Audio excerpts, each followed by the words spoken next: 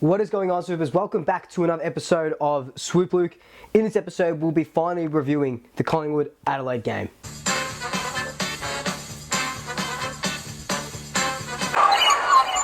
So just before we do get into the review, I've now got a wind shield on this microphone, so hopefully it sounds good. I've tested a little bit of the sound and stuff, so it should be okay. But again, let me know. I appreciate all your support.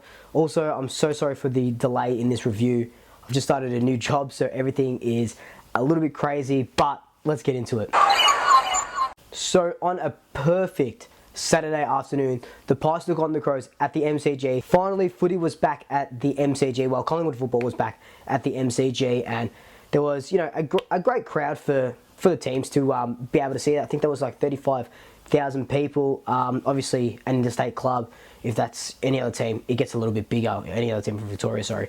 But that's still a really good turnout on, like I said, a perfect Saturday afternoon to watch the Pies run out 42-point victors. And let me tell you, it was an insane day. Like, just with the game itself, if you've watched my vlog, which, a lot of people have been, and again, thank you for all the support on that. There was that false alarm during the second quarter, and that was... I've never been in a stadium like that. Everyone was just evacuated. Everyone was really, polite while this huge alarm is going off. Everyone wasn't pushing or running. It was a good experience for such a bad thing. I thought, that's it, what the hell is going on? But false alarm, the game continued, and just from there, Collingwood just kind of really took hold. So there was just so much to love about Collingwood's performance. Whoever I've talked to since that game, I compared that game to two sides of the Collingwood coin. Now, you see how we're playing now. We're setting up really well defensively. We are running, attacking, carrying the ball, getting it inside 50, creating chances, and all that sort of jazz. Then you compare it to Adelaide from that game, and it was very... slow starting, slow moving, flood the back line, kick it short to uncontested possessions. I think they won the uncontested possession count by 22 or something, and I think they won the marking count as well. But when you watch the game and you see that boring style that Adelaide play, sorry if I offended any Adelaide people watching this, but that boring style that Adelaide play compared to that fun and exciting style that you saw Collingwood play, that Adelaide style was very much what Collingwood were doing in 2020 and 2021. Yes, we weren't, letting opposition score a lot because we were very sound defensively. But just that chip kick, that slow coming out, it just wasn't exciting football to accommodate the exciting players that we have. And now Craig has just flipped that on its head, and we're still a great defensive team. And, it's credit to Buckley, his coaches, and, Harvey as well, that we have a good defensive system. But now we've added that more of that run and carry like we did in 2018 as well, that we kind of strayed from for God knows what reason. We've brought that back. Justin Leppich is getting that defence nice and sound. And like I said, Adelaide were playing that chipping and marking sort of style of football, trying to get that uncontested keepings off footy. And look, we let them because what does it matter if they're gaining territory just in their sort of defensive third? And then when it goes to their forward line, you've got the likes of Moore, Pendles, Dacos, Howe, who is, coming really good now after only playing a handful of games over the last couple of years. They're really defensively sound. And you add Braden Maynard to that, you add Jordan Rufford in a couple of weeks. And I think our defence will be one of the best. I know this is a big call. This is going to come back to bite me on the arse. But it could be one of the best defences in the league. In this game, we went inside 50 54 times for 29 shots at goal, which is a 54% conversion rate for shots at goal. And, I think last week it sat around, correct me if I'm wrong, 42 to 47, somewhere around that sort of thing. We were getting a lot of the ball in 50, but not having a lot of shots. We did the opposite of that. We had 12 individual goal kickers.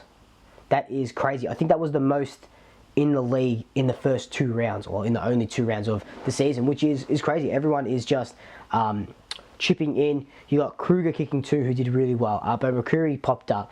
Ollie Henry kicked two amazing snaps. And then the usual suspects are kicking goals as well.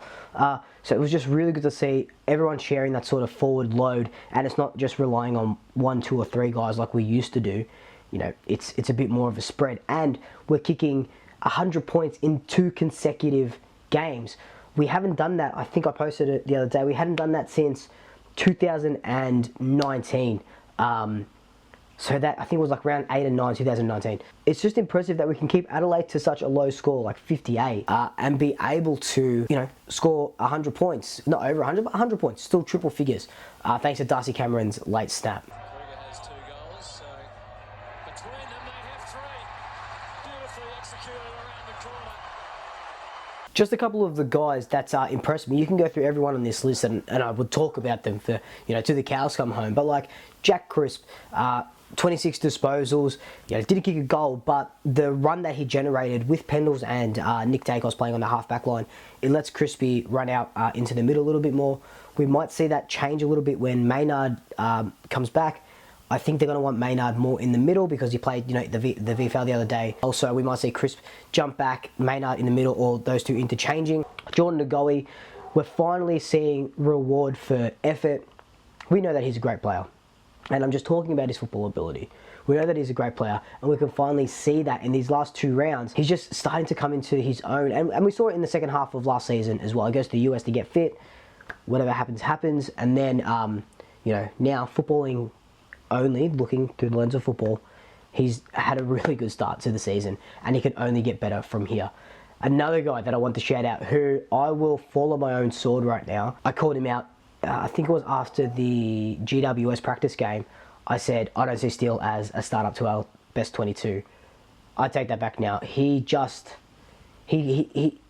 found form. He's found like 2018, 2019 Steele side-bottom form. He's been down the last couple of years, but he has just come through firing. He kicked a couple of good goals against St Kilda, kicked one again the other day against Adelaide, just shy of 20 disposals, but he made most of them count. Pendle's class. I could just go on and on and on about these guys. But Nathan Kruger, injury aside, that's going to see him out for like 4 or so weeks. The way he attacks the ball is just like no regard for his own safety. And I say that in the nicest terms possible because he is keeping safe. But I mean, in the sense that he's just hitting packs at 100%, and like Craig McRae said, he's going to give you 100, and all these guys will, but you can see that he is just, players talk about white line fever when they step onto the pitch or the ground, and I think that's what Nathan Kruger's got, because he is absolutely phenomenal.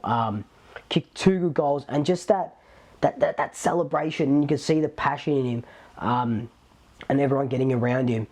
And it's just unfortunate that he got injured, because I'd love to see him go up against his old mob in Geelong, see what he can do. But he's going to be definitely, like, I said one for the future, I think. But he's one for the now. He is just everything that you want in a big forward. Now, let's talk about the flip side of things, and things that I didn't really like and that we can touch up. We butchered the ball a lot. From what I could see, and I haven't had the chance to watch it on the TV yet, but from what I could see from where I was sitting, we butchered the ball a lot. We went at 73%, and I don't know what the league average is at the moment, but the ones that kind of stand out are the ones where we're going inside 50 and Adelaide have dropped a couple short, a couple back, or whatever they may do with their zoning and stuff, and they are just pinching them off us, or it's just a bad kick and they're getting intercepted because we're just chucking it on our boot. Now, that was very sort of like a Buckley sort of game plan, and I know we want to go forward and create contest, and I get it, and I understand that, and it's been working, that sort of chaos ball that's the media have labelled it, and I think I've called it as well. And look, that'll come with just being able to just slow down the play just a little bit to find that better target, because you don't want 2 in every 5 inside 50s, or 3 in every 5 inside 50s. Maybe that's a bit dramatic. 2 in every 5 inside 50s getting picked off by an opposition defender, because then that sets it up. Then you're done on the counter. Not that we were burnt that much by Adelaide, but still, the good teams will punish you for that sort of stuff. So just that, I'd love to see that get a little bit better. One thing as well is we did lose the clearances and the hitouts. Brody Grundy and Riley O'Brien got the better of Grundy. I don't know if Grundy just can't match up against these physical types. But look, that's okay. We still kind of won the game. They didn't really do a lot from clearances. I haven't seen their goals from clearances number, so I'm not going to really touch on that too much, but I just thought I'd point out that we did lose the clearances.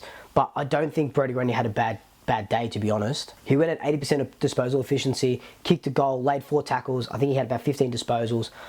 So still a good day for a midfield ruckman, as we like to call him. But just got to find somewhere to counteract those physical ruckmen. Oh, and also, don't get me started on the 6-6-6 zone rule. We had 3 free kicks against us from 4 infringements on the zone rule. It's not that hard. It's not that hard. I don't know what happened. I'll have to watch the replay, but it's not that hard. Just 6, 6, 6. But anyway, guys, that's just been my quick review on the Collingwood-Adelaide game. As always, love to know your thoughts down below. Let me know what you liked, what you didn't like, and let's have a chat. But until then, like, comment, subscribe, tell your family, tell your friends, tell your pets, and until next time, double shackers, I'll swoop you later.